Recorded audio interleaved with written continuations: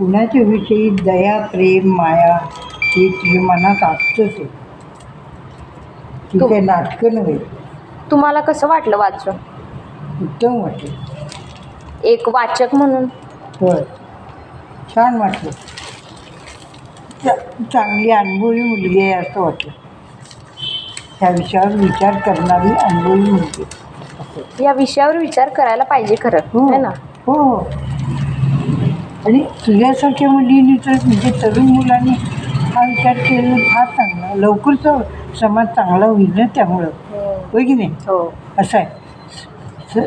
तरुण मुलांनी स्वार्थीपणा सोडला तर मग त्याच्या पुढची पिढी फारच चांगली निर्माण होईल. बरोबर. असं आहे. म्हणजे आता तुमच्यासारख्या मुलांना ह्या विचारांची तुझे जे विचार आहेत त्याची गरज आहे. असं आहे.